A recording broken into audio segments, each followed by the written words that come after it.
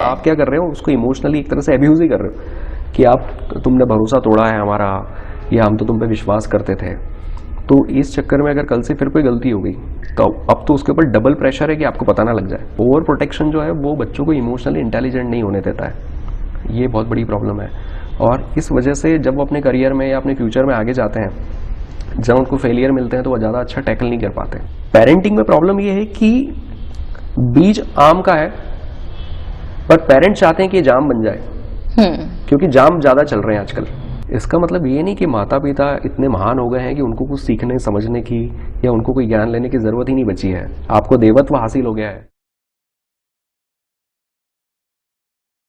विकास, पिछली बार जब आप हमारे पॉडकास्ट पर आए थे तो हमें बहुत से लोगों से फीडबैक मिला कि आपकी बातें उन्हें बहुत सुलझी हुई और बहुत कारगर लगी, और हमसे कहा गया कि एक बार फिर से हम विकास से बात करें। तो एक बार फिर आपका बहुत बहुत स्वागत है वेब दुनिया के इस पॉडकास्ट में। फिर से थैंक यू बुलाने के लिए। आज जिस टॉपिक पर हम आपसे बात करने वाले हैं वो है पेरेंटिंग। जब हम बात करते हैं पेरेंटिंग की तो ये एक आम जुमला है कहने का कि कोई भी माँ बाप अपने बच्चे का बुरा नहीं चाहते, सही भी है, पर आप इसे किस तरीके से देखते हैं? क्योंकि बावजूद इसके कई सारे ऐसे पेरेंट्स हैं, ऐसे बच्चे हैं जिनके बीच में उनकी कुछ रिलेशंस में समस्याएं होती हैं।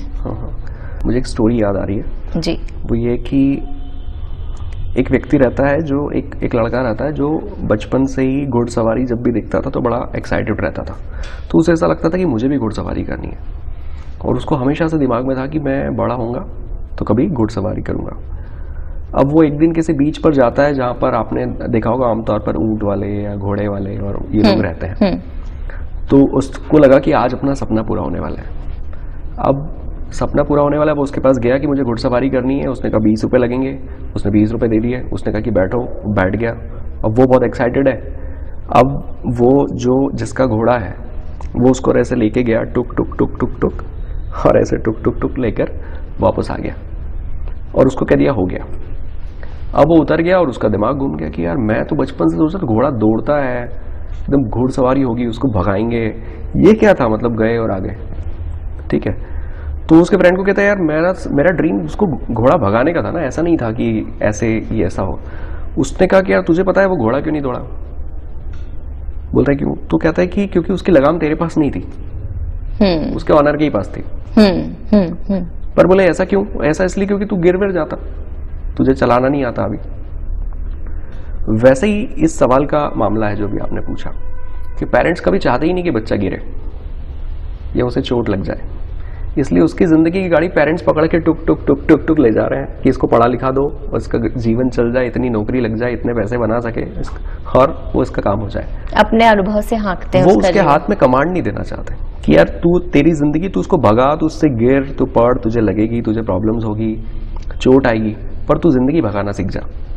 और जिस स्पीड से भगानी है, जैसी भगानी भगा, वो लगाम उसके हाथ में नहीं देते। तो पेरेंट्स किसी का बुरा नहीं चाहते का मतलब शायद यही है कि हम तेरी ज़िंदगी की लगाम खुद पकड़ के तुझे लेके सब चीज़ें करवाएंगे, कहीं तुझे कोई नुकसान ना हो जाए, कहीं तू बेरोजगार ना रह जाए, कहीं तुझे अकेला ना पड़ जाए, किसी चीज़ की प्रॉब्लम ना हो जाए, तो उसे कोई चोट ना लग जाए। इस चक्कर में पेरेंट्स सब कुछ खुद करवा देना चाहते हैं, इंटेंशन भलाई का ही है, खुद ही ले लेना चाहते हैं। बिल्कुल, इंटेंशन भलाई का है। हाँ, इंटेंट अच्छा है, पर उसके परिणाम जो है वो सुखद नहीं है। तो विकास, आपने जो ये लगाम वाली बात की, मुझे लगता है कि एक ऐसा समय आता है किसी बच्चे की एज का 12 साल 13 साल का, जो उसका टीनेज लाइफ होती है, जहाँ पे लगाम लेने की जल्दी बहुत ज़्यादा होती है और माता पिता देना नहीं चाहते। और शायद सबसे ज़्यादा जो स्ट्रगल होता है, उनकी जो फाइट होती है, वो वहीं पे होती है। वही टाइम है जब पेरेंट्स को ये सोचना चाहिए कि अगर बच्चा लगाम ना भी मांग रहा हो तो भी अब हमें कुछ काम इससे खुद करवाने हैं, कुछ कामों की रिस्पॉन्सिबिलिटी, छोटे मोटे कामों की उसे देना शुरू करनी चाहिए। और ऐसे ही आप उसे मैच्योर बनाते हो, एक्सपीरियंस्ड बनाते हो, उसे डिसीजन मेकिंग उसकी इम्प्रूव होती है।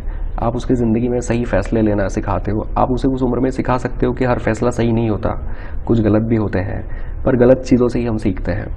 तो इसी को पेरेंटिंग कहते हैं कि हम कहीं ना कहीं एजुकेट कर रहे हैं उसको। बच्चा अगर खुद ही बोले जा रहा है कि मुझे ये करना है, मुझे वो करना है, और पेरेंट्स कह रहे नहीं हम खुद तुमको लेकर जाएंगे, हम खुद सब कुछ करवाएंगे, तो फिर प्रॉब्लम यही अराइज होना शुरू हो जाती है कि कहीं ना कहीं साइकोलॉजिकली उस बच्चे के दिमाग में ये जाना शुरू हो रहा है कि मेरे लाइफ के फैसले मैं नहीं लेता, मेरे पेरेंट्स मुझे डोमिनेट करते हैं, वो अपने हिसाब से सब कुछ चाहते हैं। तो फिर वो एक दबाव, एक सेपरेशन महसूस करता है। और उस सेपरेशन में फिर उसे उसके स्कूल में कोई टीचर मिल गए या कोई फ्रेंड्स मिल गए, जहाँ उसे ये देख रहा है यार इसके पेरेंट्स तो कुछ नहीं कहते हैं, मेरा वो दोस्त है उसके पेरेंट्स तो उसको पूरी परमिशन देते हैं। जैसे आपने देखा होगा कि कई बार बच्चों की लड़ाई ये होती है पेरेंट्स से कि मेरा वो दोस्त तो पिकनिक जा रहा है, आप ही मुझे नहीं जाने देते। हाँ बिल्कुल। तो इट मीन्स कि उस बच्चे के दिमाग में इस बात ने अब जन्म ले लिया है कि कहीं ना कहीं वो खुशियाँ या वो आज़ादी जो मेरी उम्र के लोगों को मिल रही है, मेरे पेरेंट्स की वजह से मुझे नहीं मिल रही है। अब वो बाहर हेल्प सीख कर रहा है, अब वो बाहर के लोगों से इन्फ्लुएंस होना शुरू हो जाएगा। अब वो अपने पेरेंट्स से थोड़ा कट ऑफ होना शुरू हो गया है, वो दूर हो रहा है वहाँ से। पेरेंट्स सोचे जा रहा है कि हम कोई बुरा थोड़ी ना चाहते हैं, हम तो इसके अच्छे के लिए कर रहे हैं, सब कुछ है, पर वो एक ब्रेन है जो अपने ढंग से प्रोग्राम हो रहा है। तो आपकी अच्छाई भी अगर उसके ब्रेन को गलत तरह से प्रोग्राम कर रही है तो फिर आपको थोड़ा सा सोचना पड़ेगा। तो टीनेज एक सही एज है जहाँ पर आप उस बच्चे की सही अपब्रिंगिंग और उसे थोड़ा सा खुला छोड़ना शुरू करो और उसे ये रियलाइज़ कराओ कि आपकी ज़िंदगी आपको जीनी है, हम आपके पीछे खड़े हैं, न कि हम आपको लेकर चलेंगे। अगर आप गिरोगे तो वी आर देयर। तो वो अप्रोच उसमें आएंगी। तो मेरे ख्याल से पेरेंट्स को ये बात समझनी है कि उस एज से ही छोटे मोटे टास्क आप उसको देना शुरू कर दो। जैसे आपने कहा जिम्मेदार बनाना चाहिए या छोटी मोटी जिम्मेदारियां देनी चाहिए। बच्चा जब पहली दफा ये जिम्मेदारियां उठाता है तो जाहिर सी बात है गलतियां करेगा। बिल्कुल।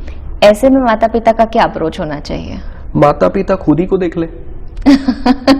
वो बचपन में जब चलना चाह रहे तो क्या एक ही बार में चल गए थे, एक ही बार में स्विमिंग करने लग गए थे, एक ही बार में साइकिल चली गई थी, एक ही बार में बाइक चलने लग गई थी।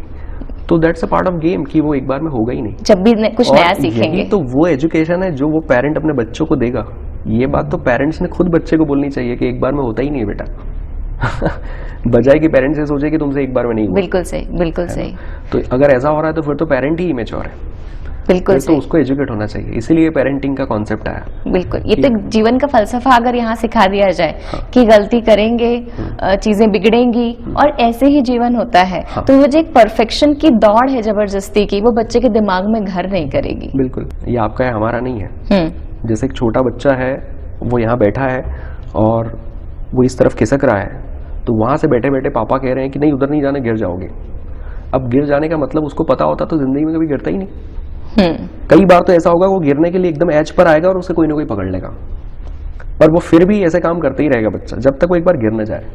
और जब वो गिर जाएगा, उसे चोट लग जाएगी तो उसे समझ में आएगा अच्छा है गिरने का ये मतलब होता है। तो अगली बार से अगर वो कहीं बैठा है और आपने दूर से कह दिया उधर नहीं जाना, गिर जाओगे, तो वो रुक जाएगा, है ना।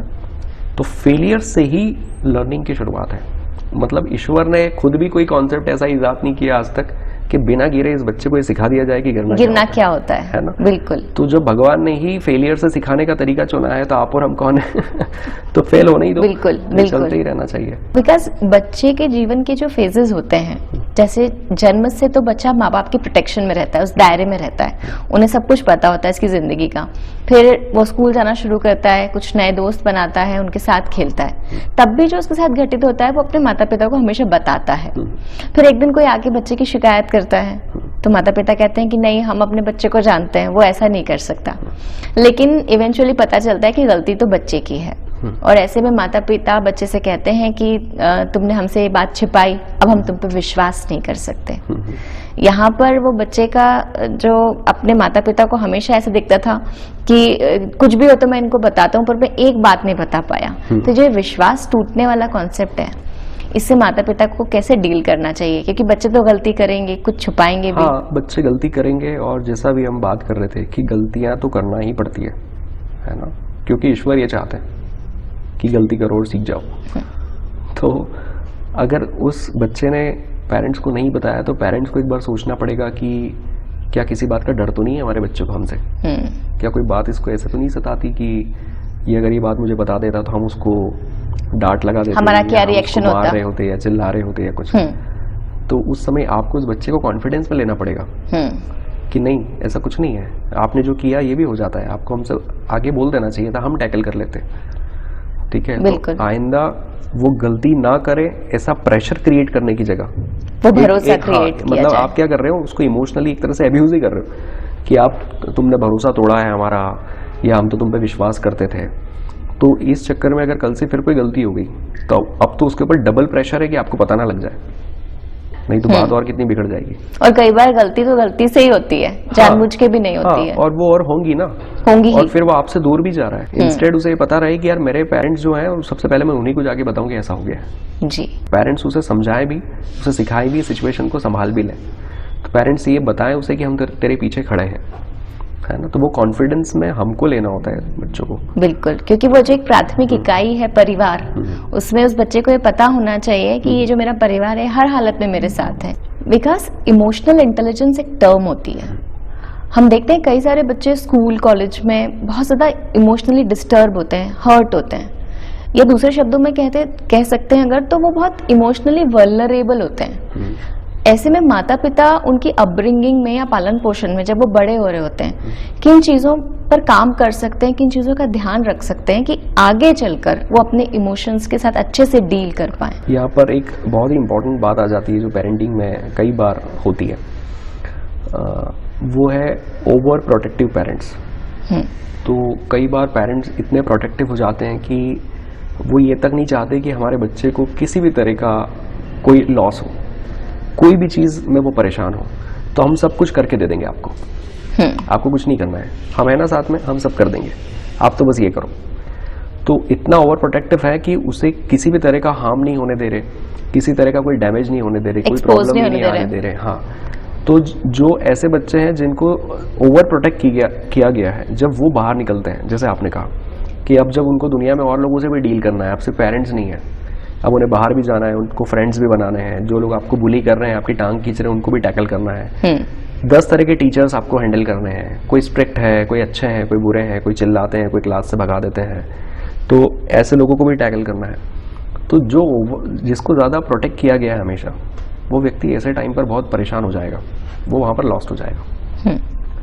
और ऐसे बच्चे जिनको थोड़े से अभाव भी सिखाए गए हैं, जिनको खुद भी काम दिए गए हैं कि नहीं ये तो तुम्हारा काम है, तुमको ही करना है, जिन्हें उनके हाल पर भी छोड़ा गया है कभी कभी, ऐसे लोग ज़्यादा अच्छा टैकल कर पाते हैं। तो ओवर प्रोटेक्शन क्या करता है कि आपको इमोशनली वीक बना देता है। और ये सिर्फ बच्चों की बात नहीं है। मान लीजिए मेरी वाइफ है और उसे किसी चीज़ से डर लगता है, तो मैं क्या कह रहा हूँ कि यार इसे इस चीज़ से डर लगता है, इसके सामने ये मत बोलना, इसे इस बात से डर लगता है, इसके सामने ये मत करना। जबकि एज अ हस्बैंड मेरी रिस्पॉन्सिबिलिटी ये है कि उसे डर लगता है तो मैं उसका हाथ पकड़ के ले जाऊँ वो काम करने के लिए कि मैं हूँ तुम्हारे, और डर से सामना करवाया जाए, और उसको ये बताऊं कि यार कुछ नहीं होता है, कुछ नहीं और होता वो डर खत्म हो। तो अगर वो उस डर से टैकल करना सीख जाएगी, उसको निपटना सीख जाएगी, तो अब वो कहीं ना कहीं इमोशनली इंटेलिजेंट हो रही है ना, कि वो चीज़ उसको बॉदर नहीं कर रही है, डरा नहीं रही। तो बच्चों में भी यही होता है कि हम उन बच्चों को जिस चीज़ से उनको डर लगता है, प्रॉब्लम होती है, हम जाके वो फेस करवाने की जगह हम उनको प्रोटेक्ट करते रहते हैं कि नहीं ये मत देखो, ये मत करो, वहाँ मत जाओ, उधर ऐसा हो जाएगा, उधर वैसा हो जाएगा। तो ओवर प्रोटेक्शन जो है वो बच्चों को इमोशनली इंटेलिजेंट नहीं होने देता है, ये बहुत बड़ी प्रॉब्लम है। और इस वजह से जब वो अपने करियर में या अपने फ्यूचर में आगे जाते हैं, जब उनको फेलियर मिलते हैं तो वो ज़्यादा अच्छा टैकल नहीं कर पाते। तो ये अगेन कि आप अच्छा ही करने जा रहे हैं पर कॉन्सिक्वेंसेस बुरे हैं। ओवर प्रोटेक्शन की वजह से चीज़ें बहुत बिगड़ती हैं, वो नहीं होना चाहिए। एक और चीज़ जो दिमाग में आती है पेरेंटिंग को लेके, कि बच्चे जब जिद्दी हो जाते हैं तो उनकी जो जिद है उसको कैसे डील किया जाए, माना जाए, नहीं माना जाए। जैसे मैं कई जगह बताता हूँ कि एक होता है लाड़ और एक होता है प्यार। अब एक बच्चा अगर किसी चीज़ के लिए रो रहा है कि मुझे ये चाहिए, पर आप जानते हैं कि अभी इसको ये चीज़ देना ठीक नहीं है, पर फिर भी आप रोक नहीं पा रहे हैं अपने आप को कि नहीं, आपको रोता हुआ बच्चा अच्छा नहीं लग रहा, तो आपने जाके उसको दे दिया, नोइंग दैट ये उसके लिए अच्छा नहीं है। ये होता है लाड़, कि हम खुद के इमोशंस को कंट्रोल नहीं कर पा रहे हैं, बच्चे का तो छोड़, है ना। और हमारे इमोशंस की फुलफिलमेंट हो जाए या हमें संतुष्टि मिल जाए, उसके लिए उस बच्चे को जाके हम वो दे दे रहे हैं जिसकी शायद उसको भी ज़रूरत नहीं है। और एक होता है प्यार। प्यार का मतलब होता है कि आप उस बच्चे के लिए क्या सही और क्या गलत है ये सोच रहे हैं। अब किसी चीज़ की ज़रूरत जब उसे अभी नहीं है और आप उसे प्यार करते हैं और वो जिद कर रहा है, तो आप उसे समझा देंगे या फिर आपको डांट लगाना पड़ी डांट भी लगा देंगे, आप उस चीज़ से उसको दूर रखेंगे। ठीक है। तो पेरेंट्स फिगर आउट ही नहीं कर पा रहे कि हम अपने बच्चों को प्यार करते हैं कि लाड़ करते हैं। तो ये दोनों टर्म्स बहुत अलग है। तो लाड़ करने वाले जो पेरेंट्स हैं वो बच्चों को खुद जिद्दी बना देते हैं कि उन्हें हर चीज़ मिल जाती है, हर चीज़ जो चाहिए वो दे दी जाती है, और एक समय पे उनको ऐसा लगता है कि बस बोलने की देरी है और चीज़ें सामने। और जब जिंदगी इतनी आसान नहीं होती मेन्यू कार्ड की तरह कि आपने कुछ ऑर्डर किया और वो लग जाए यहाँ पर, तो फिर वो फ्रस्ट्रेशन और वो सारी चीज़ें होने लगती है कि वो जिद और वो एक चिड़चिड़ापन और सारी चीज़ें होने लगती है। तो एक टाइम के बाद पेरेंट्स हेल्पलेस हो जाते हैं कि यार ये बर्तन उठा के फेंकने लगेगा, ये लौटने लग जाएगा, ये ऐसा करने लग जाएगा, वैसा करने, अब ये बोल रहा है तो देना ही पड़ेगा। तो अपब्रिंगिंग में ही प्रॉब्लम है। तो बच्चों को प्यार करना अच्छी चीज़ है, लाड़ कर रहे हैं तो फिर दिक्कत है। बच्चे के जन्म के बाद माता और पिता बनते हैं लेकिन क्या माता और पिता को भी किसी तैयारी की जरूरत होती है कि वो उनकी ये तैयारी हो? वो एक बहुत बड़ी जिम्मेदारी उनके जीवन में आने वाली है। जिम्मेदारी बड़ी आने वाली है, पर उस जिम्मेदारी को निभाने के लिए आपको कोई बड़ा भारी कोर्स नहीं करना होता है। बहुत छोटे छोटे से तौर तरीके जो समझने हैं, छोटे छोटे से डायनामिक्स हैं जो करने होते हैं। चीजों को क्या करना है, कैसे करना है, ये सब जानते हैं। दरअसल प्रॉब्लम इम्प्लीमेंटेशन में है। जैसे हमने कहा कि लाड नहीं करना है बच्चों को, अच्छा नहीं है। हाँ। ये ज्ञान तो लोगों को मिल गया, पर क्या वो कर पाएंगे? तो जो करने वाला एस्पेक्ट है, लोग वहां फेल होते हैं। ऐसा नहीं कि उन्हें कुछ पता नहीं है, उन्हें सब पता है पर वो निर्णय नहीं कर पा रहे कि हम ये करें और कितना करें। और वैसे भी मैं आपको बताऊं गरिमा, एक बच्चे को आप सड़क पे भी छोड़ दोगे तो बड़ा हो जाएगा। बिल्कुल, है ना, वो आपके भरोसे नहीं है। उसको ईश्वर ने इतना कैपेबल बनाया है कि अपना सर्वाइवल ढूंढ लेगा। को हाँ इस तरह से बनाया है कि जिस परिस्थिति में वो बच्चा रहेगा वो वैसा अडेप्ट हो जाएगा। देखते भी हैं, उसको आपकी जरूरत नहीं है। आप थोड़ा ज्यादा सीरियसली ले रहे हो कि आपके बिना क्या होगा, क्योंकि वो आपका बच्चा है। हाँ, बस आपको थोड़ा सा प्रोग्रामिंग करना है, थोड़ा सा उसको उसके रहन सहन में उसका ध्यान देना है, बस उतना ही इंपॉर्टेंट है, इससे ज्यादा कुछ है नहीं। पिछले कुछ समय में एक टर्म मैं बार बार सुनती हूँ, टॉक्सिक पेरेंटिंग। ये कोई टर्म है क्या होती है टॉक्सिक पेरेंटिंग? जैसे एक बीज होता है, तो किसी भी चीज का बीज लेके आइए, मान लीजिए आम का बीज है, अनार का बीज है, किसी भी चीज का बीज है, तो वो बीज ना इतना सा दिख रहा है पर वो पूरी प्रोग्रामिंग लेकर आया है। मतलब उस बीज को कल को बहुत बड़ा वृक्ष बन जाना है, तो कैसे बनना है और क्या बनना है और वो कैसे निकलेगा, कैसे वो बड़ा बनेगा, उसका पूरा प्रोग्रामिंग उसके अंदर है। पर बीज को अगर आपने टेबल पे छोड़ दिया तो पेड़ नहीं बनेगा। उसको आपको एक ठीक ठाक इकोसिस्टम देना पड़ेगा। आप उसको मिट्टी में डाल दो, टाइम से खाद पानी कर दो, और उसको कोई जानवर ना खा जाए, इस बात की व्यवस्था आप कर दो, वो अपने हिसाब से बड़ा करेगा, है ना। वैसे ही बच्चे होते हैं कि वो आपके भरोसे नहीं है, वो अपनी प्रोग्रामिंग लेके पैदा हुए हैं, है ना। आप उसे ठीक ठाक इकोसिस्टम दे दो और वो नर्चर हो जाएगा, वो बड़ा बन जाएगा और वो कुछ कर लेगा।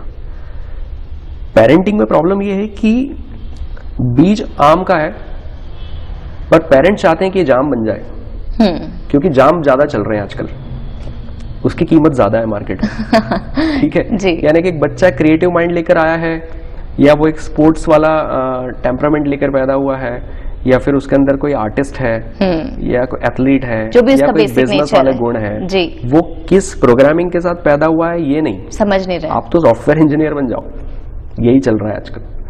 तो पेरेंट्स कहीं ना कहीं अपनी चीजें उसके ऊपर इम्पोज करना शुरू करते हैं, थोप रहे हैं, और वो बच्चा जो है उस वे में बिहेव नहीं कर रहा है, तो फिर जो चीजें निकल के आती है वो टॉक्सिक पेरेंटिंग हो जाती है ना। कि वहां पर पेरेंट जो है वो अपने बच्चे के साथ एक तरह से एक युद्ध में आ गए कि नहीं हम चाह रहे यही करो, और वो कहीं और जा रहा है।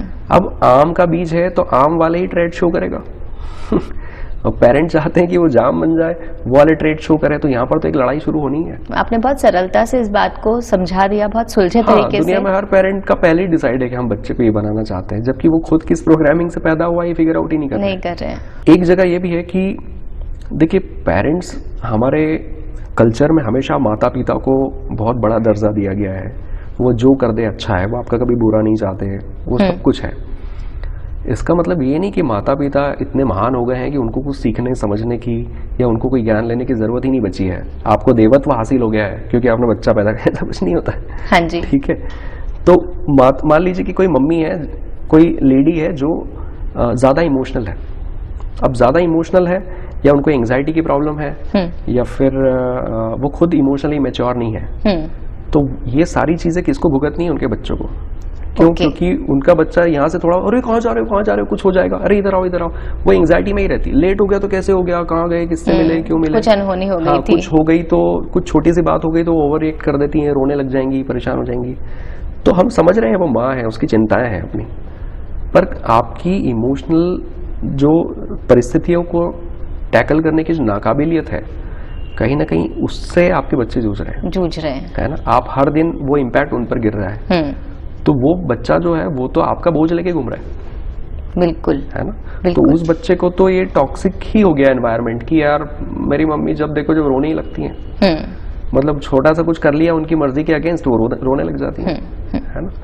तो पेरेंट्स को भी थोड़ा सा इमोशनली मैच्योर होने की ज़रूरत है कि भाई ऐसा तो नहीं कि हम जिन चीज़ों को कंट्रोल नहीं कर पा रहे या हमारी भावनाएं हम ठीक से हैंडल नहीं कर पा रहे और वो सारा बोझ हम बच्चों पर डाल दे रहे हैं। आप सोचिए गरिमा कि एक 2-3 साल का जो बच्चा होता है जी, उस बच्चे को क्या पता कि प्ले स्कूल क्या होता है, नर्सरी क्या होता है, स्कूल क्या होता है, किताबें क्या, जिंदगी क्या है, ये झमेला कहाँ से आ गया, कुछ नहीं पता है। बिल्कुल। वो फिर भी रोज सुबह 6 बजे उठ रहा है, नहा रहा है, धो रहा है, कपड़े पहन रहा है, टिफिन उठा के वो एक बस में जाके बैठ जा रहा है। वो उन लोगों को जानता नहीं है, उसको कोई लेना देना नहीं है, उसको स्कूल से कोई मतलब नहीं है, वहाँ 10 टीचर आके क्या पढ़ा रहे हैं, क्यों पढ़ा रहे हैं, उसको कोई लेना देना नहीं है। वो ये सब किसके लिए कर रहा है? वो सिर्फ इसलिए कर रहा है क्योंकि मेरे पेरेंट्स चाहते हैं। हाँ। तो वो बच्चा अपनी जिंदगी के रोज 6 घंटे दे रहा है सिर्फ अपने पेरेंट्स की इच्छाओं की पूर्ति के लिए। पर इस चीज को हम कभी एड्रेस नहीं करते। जैसे हम ये तो खूब सुनाते हैं कि माँ बाप कैसे बड़ा करते हैं, हाँ, और माँ बाप कितना कुछ। अरे भाई, वो जो इतना सा बच्चा है जिसको भी कुछ पता ही नहीं, वो तुम्हारे लिए 6 घंटे रोज समर्पित कर रहा है जिंदगी के, और उसको पता भी नहीं मैं क्यों कर रहा हूँ। और भले ये बात सही है कि आप उसका बुरा नहीं चाहते, ये आप उसकी भलाई के लिए ही कर रहे हैं। हाँ। ये बात सही है, लेकिन उसके बावजूद कर वो रहा है, वो भी तो इनोसेंस में आपके लिए कर ही रहा है। जी, वो भी कहाँ मना कर रहा है? दुनिया का कौन सा बच्चा स्कूल नहीं जाता है, बताइए। बिल्कुल सही, बिल्कुल। वो बच्चा भी आपके लिए करता है, तो आपकी भी जिम्मेदारी उसके प्रति उतनी ही बनती है जितना आप उससे उम्मीदें रख रहे हो। तो ये थोड़ा वैसा है। हाँ। तो टॉक्सिक पेरेंटिंग का मामला यही है कि जब हम अपनी चीजें ज्यादा इंपोज करें और वो बच्चा उस डायरेक्शन में ना हो, तो गलत डायरेक्शन में चैनलाइज एनर्जी किया तो फिर काम बिगड़ेगा। Nice, nice. सभी माता पिता अपने बच्चों की संगत को लेकर काफी सचेत रहते हैं, पर संगत चुनकर आप दे नहीं सकते अपने बच्चों को। वो खुद चुनाव करते हैं अपने दोस्तों का, किसी वो पसंद करते हैं। इसके लिए पेरेंट्स क्या कर सकते हैं? इसके लिए पेरेंट्स ये कर सकते हैं कि सबसे पहले तो खुद ही अच्छी संगत बन जाए अपने बच्चों की। तो ऐसा कहते हैं ना कि बच्चे के सबसे पहले दोस्त उसके माता पिता ही होते हैं। उसके सबसे पहले कंपेनियन, उसकी जिंदगी में उसके सबसे पहले जो सबसे क्लोज जिन लोगों से है वो उसके मम्मी पापा हैं। बिल्कुल। तो वो बच्चा शुरुआत से ही सारा खेल वहाँ खराब हो जाता है, और हम संगति विसंगति ये बातें हम तब करते हैं जब कुछ गलत हो चुका होता है। हाँ जी, है ना। अगर कोई बच्चा कुछ गलत करे ही ना, या वो गलत रास्ते पर जाए ही ना, तो हम ये बातें कर ही नहीं रहे होंगे। पर गलत रास्ते पे बच्चा तब चले जाता है या गलत चीजें तब हो जाती है जब हमारा कंट्रोल बच्चे पर से खत्म हो जाता है। अब कंट्रोल शब्द का गलत उपयोग भी यहाँ पे हो सकता है। कंट्रोल का मतलब ये नहीं होता है कि हम बच्चों को डरा के रखें और अपनी कमांड में रखें। कंट्रोल का मतलब ये है कि प्रभाव, इन्फ्लुएंस, कि आप मिलते तो 10 लोगों से हो, पर आप सुनते उसी इंसान की बात हो जिससे आप ज्यादा इन्फ्लुएंस्ड हो। बिल्कुल, बिल्कुल। तो पेरेंट्स का इन्फ्लुएंस बच्चों पे से अगर खत्म हो गया है, तभी वो विसंगति वाली बात आती है ना, तभी वो संगत खराब होने वाली बात आती है। हम अपना इन्फ्लुएंस कैसे खत्म कर रहे हैं उन पर से? तो कहीं ना कहीं ये है कि हम बच्चों का कॉन्फिडेंस नहीं जीत पा रहे, या हम उन्हें ये नहीं बता पा रहे कि हम उनकी सोशल कैपिटल हैं, हमारा आपके जीवन में होना कितना इम्पोर्टेंट है, या हम और आप मिलकर कैसे सारी चीज़ें बहुत अच्छे कर सकती हैं, या आपकी सारी खुशियाँ हम पूरी कैसे कर सकते हैं। How are we interdependent. ये जब पेरेंट्स बच्चे को नहीं समझा पाते, और जैसे हमने पहले बात की कि वो सेपरेशन आना शुरू होता है और बच्चा बाहर कहीं ना कहीं हेल्प ढूंढ रहा होता है। तो अब बाहर हेल्प ढूंढ रहा है, तो बाहर उसे बस इतना चाहिए कि वो उसकी बात बोल दे, या फिर जिस चीज़ में मज़ा आ रहा है वो उसको करने को मिल जाए। उस बच्चे को तो ये भी नहीं पता कि अच्छी संगत बुरी संगत क्या होती है, क्या चीज़ है। उसको तो जो दोस्त मिल जाए जिसके साथ अच्छा लग रहा है वो कर लेगा। पर वो तभी तो होगा ना कि जब वो आपके इन्फ्लुएंस में रहा ही नहीं। उसे क्या करना है क्या नहीं करना है ये फैसला आप नहीं ले रहे। आप ऐसे बच्चों को भी देखेंगे जो स्कूल में कैसे भी रहे हैं, किन्हीं के भी साथ रहे हैं, पर कुछ भी होता है तो पेरेंट्स आके पूछते हैं, अम्मा वो ऐसा कह रहे थे तो मैं क्या करूँ, वो वैसा कह रहे थे तो मैं क्या करूँ। इट मीन्स कि उसकी मम्मी का इन्फ्लुएंस बच्चे पे बहुत अच्छा है ना। तो वो हर बात उसको आके बता रहा है, और वो जो मम्मी है वो हर चीज़ इम्पोज नहीं कर रही है। अरे ये बात नहीं करना आज के बाद, ऐसा नहीं होना, वैसा नहीं होना, वो ऐसा मैनिपुलेट नहीं कर रही है। हाँ, वो ये कोशिश नहीं कर रही है कि ये इस दिशा में वो इस कोशिश में है कि ये बच्ची जो भी एक्सपीरियंस कर रही है ये सब मुझे आके बताए, और वो बहुत ही सरल ढंग से उस बच्ची को थोड़ा चैनलाइज कर रही है कि वो क्या सही क्या और गलत को खुद पहचान tackle सके। करें। बिल्कुल। जैसा आपने बताया था कि सही और गलत का निर्णय बच्चे खुद कैसे करेंगे, तो वो आप जिस डायरेक्शन में उनको चैनलाइज करेंगे वो वैसे होगा। पर पेरेंट्स ने कभी वो इन्फ्लुएंस अपने बच्चों पे अगर रखा ही नहीं, तो वो इन्फ्लुएंस बाहर से आ रहा है, तो अब आपके चाहने से कुछ होगा ही नहीं कि और वो क्या उन्हें करे, पता क्या नहीं ना कि करे। वो इन्फ्लुएंस सही है या गलत है उनके लिए। बल्कि बच्चों के लिए तो गलत पेरेंट्स हो गए हैं जी। कि यार मेरे पेरेंट्स ही ठीक नहीं है, बजाय कि पेरेंट्स उनको सिखाए कि क्या सही है और क्या गलत है। बिल्कुल। तो संगत का मामला कुछ ऐसा ही है कि सबसे पहली संगति आप है। सबसे पहले वो आप ही के साथ था, आप ही के साथ वो बड़ा हो रहा था, आप ही से सब कुछ पूछ रहा था। आज भी वो दिन के 18 घंटे आप ही के साथ बिता रहा है, और फिर भी उसकी संगति अगर बाहर खराब हो गई है, तो फिर आप क्या कर रहे हो? बिल्कुल सही। आपका इन्फ्लुएंस कहाँ गया? कहाँ गया? फिर कहीं ना कहीं हम में कमी है। बिल्कुल। विकास, आज हमने पेरेंटिंग से जुड़े इतने सारे मुद्दों पे बात की, इतने सारे बिंदुओं पे बात की। मुझे पूरी उम्मीद है कि जो भी इस पॉडकास्ट को देखेंगे उन्हें बात समझ में आएगी कि कहाँ हम चूक करते हैं और कहाँ, जैसे कि विकास ने कहा कि बच्चों को कहाँ चैनलाइज करने की ज़रूरत है, ये हम समझ सकेंगे। विकास, आज आप हमारे साथ जुड़े, इसके लिए मैं आपको बहुत सारा थैंक यू बोलना चाहती हूँ। बहुत धन्यवाद। Thanks a lot, thanks a lot.